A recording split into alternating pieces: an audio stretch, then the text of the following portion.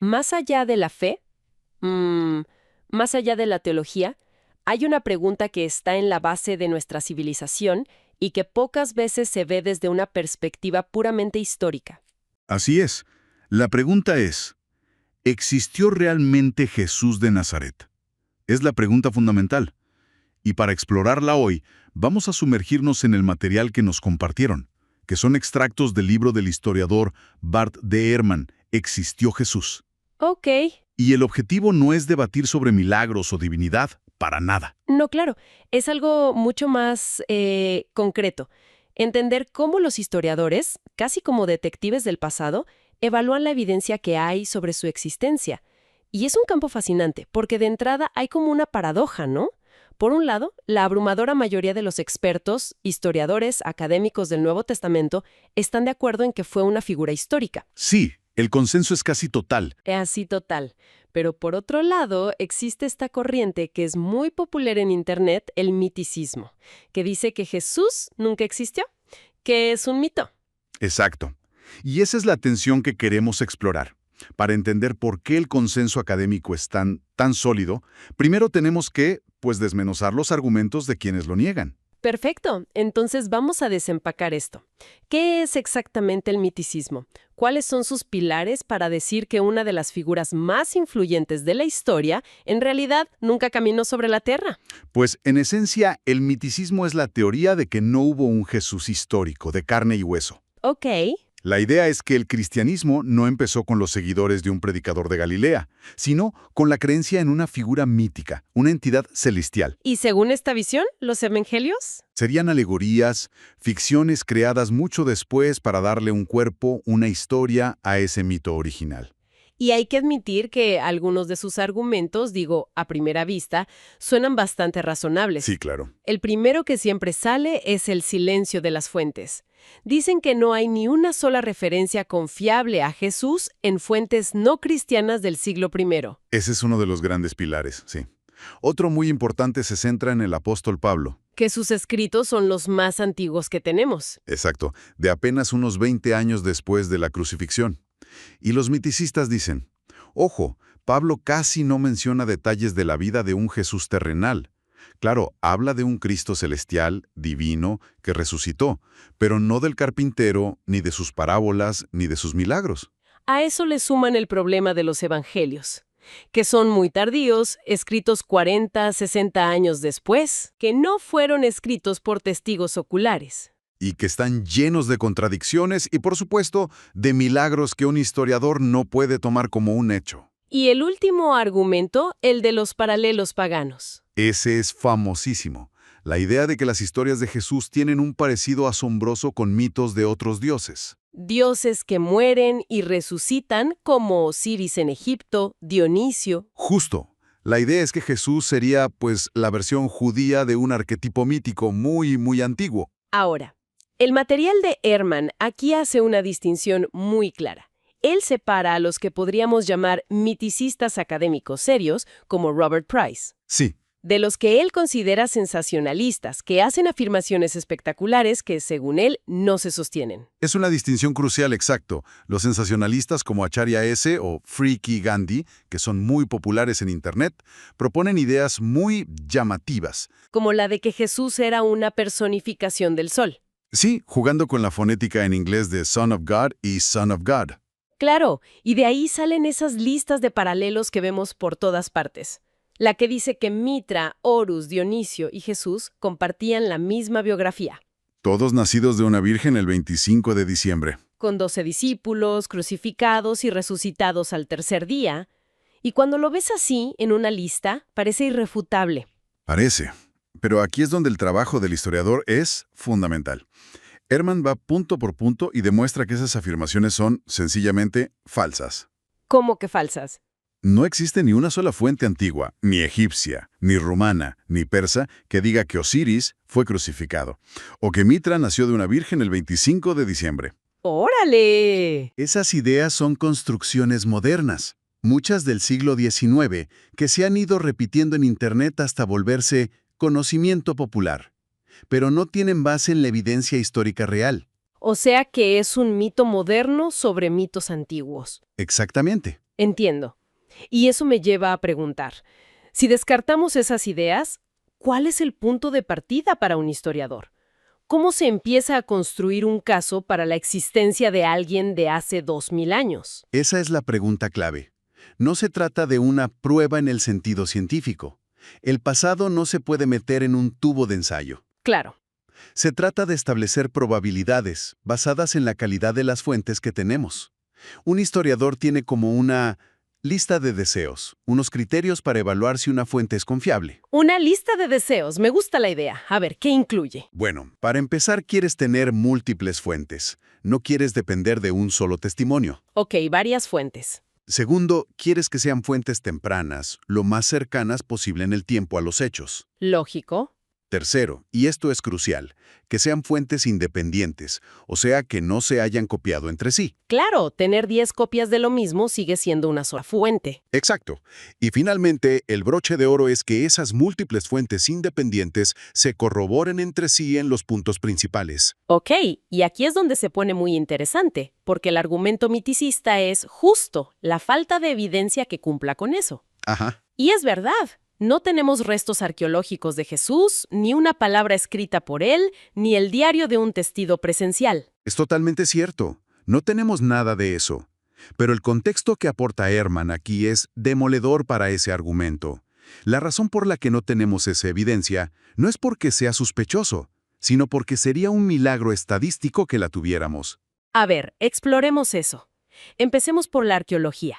¿Por qué no hay una casa o una tumba? Porque no tenemos evidencia arqueológica de casi nadie que no fuera de la élite más rica de la Palestina del siglo I. ¡Wow! De los millones de personas que vivieron ahí, solo un puñado de emperadores, gobernadores, dejaron inscripciones o edificios. Jesús era un predicador de una aldea campesina. Esperar encontrar su taller de carpintería es un anacronismo. Vale, eso tiene sentido para los objetos.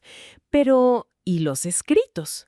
¿Por qué ni él ni sus seguidores escribieron algo en su momento?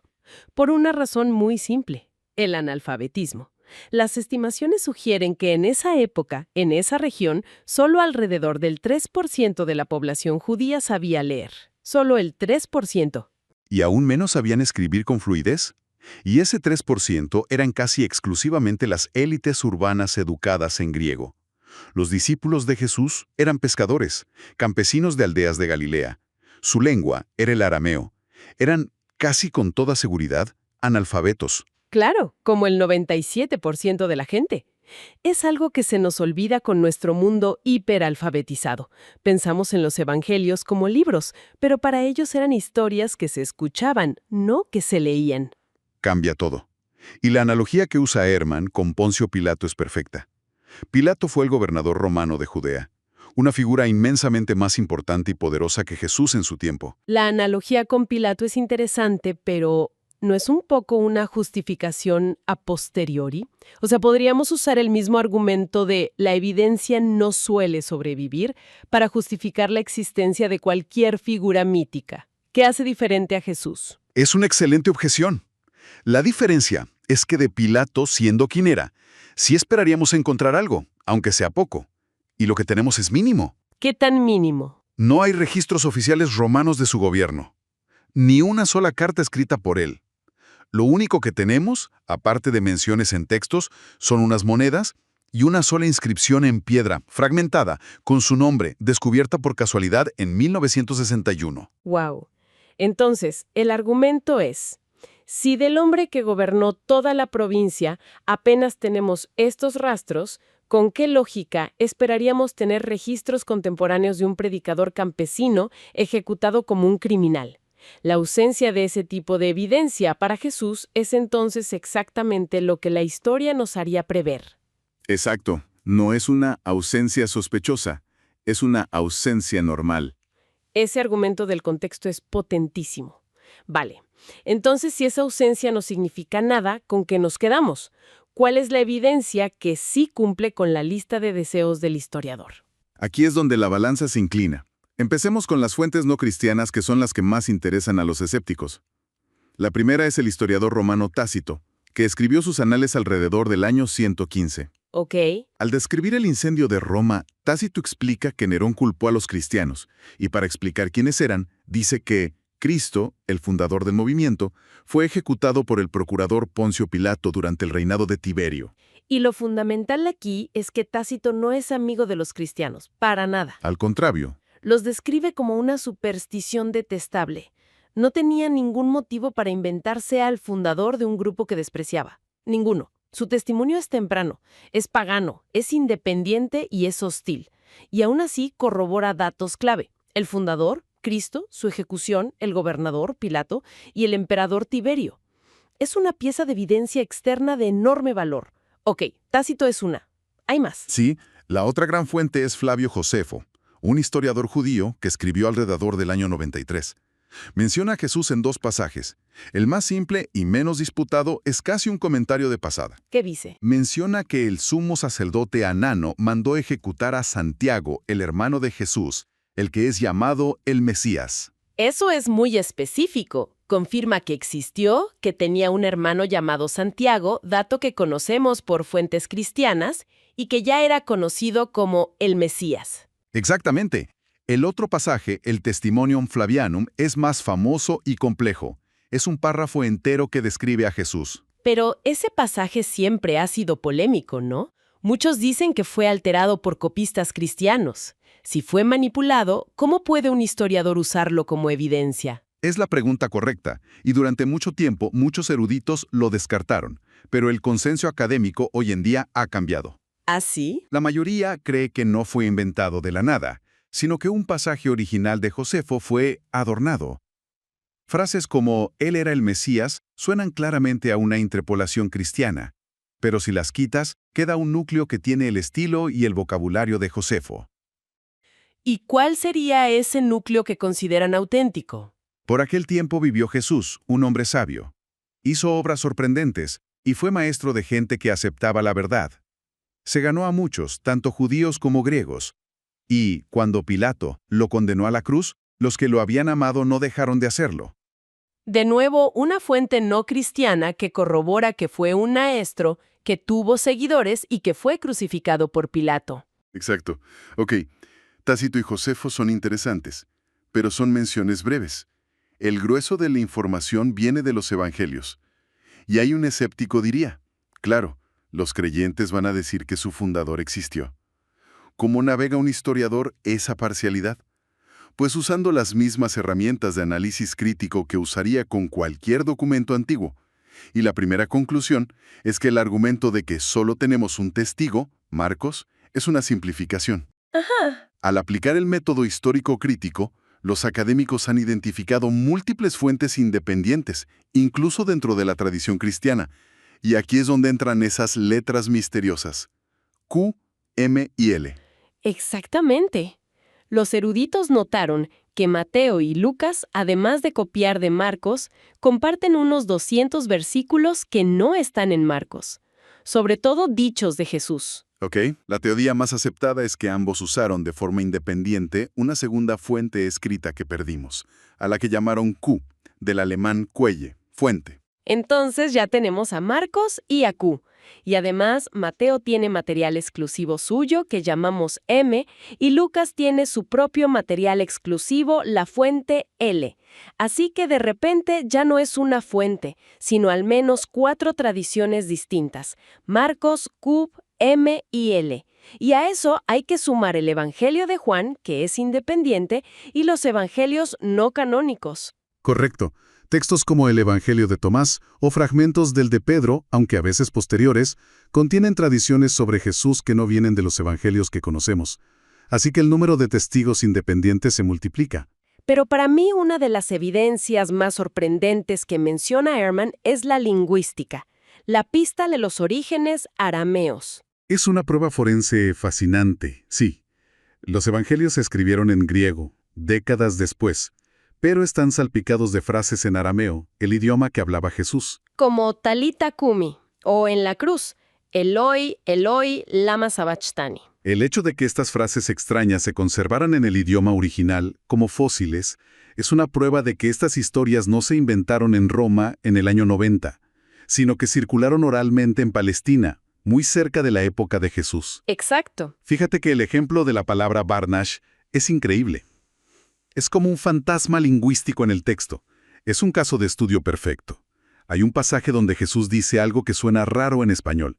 El Hijo del Hombre es Señor del sábado. Ajá. Pero si lo retrocedes al arameo, la palabra para hombre, un ser humano, es Barnash.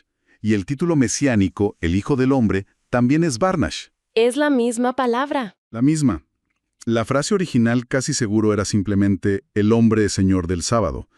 El día de descanso se hizo para la gente, no al revés. Lo cual tiene mucho más sentido en el contexto. O sea que un traductor posterior, al pasarlo al griego, oyó Barnash y lo interpretó como el título mesiánico. Pero la estructura de la frase delata su origen en una tradición oral aramea muy temprana. Sí, es como una huella dactilar que nos dice que estamos muy cerca de la fuente. Y para cerrar el círculo, volvamos a Pablo, nuestro primer autor. Que los miticistas dicen que solo habla de un Cristo celestial. Pero según Ehrman, eso es simplemente no leer con atención. Pablo menciona datos históricos muy concretos y lo hace de pasada como si fueran hechos conocidos por todos. ¿Qué menciona exactamente que apunta a un hombre de carne y hueso? Dice que Jesús nació de una mujer y que era judío. Afirma que era descendiente del rey David. Menciona que tenía hermanos de sangre y nombra a uno, Santiago, a quien conoció personalmente. ¡Wow! Confirma que tuvo 12 discípulos y nombra a Cefas, o sea, a Pedro. Y no solo su biografía, también se refiere a sus enseñanzas, ¿verdad? Sí, eso es clave. Al hablar del divorcio, distingue su propia opinión de una orden directa de Jesús. Cita una enseñanza específica. Y por supuesto, narra los eventos de su muerte, que fue traicionado, que tuvo una última cena y, crucialmente, que fue crucificado.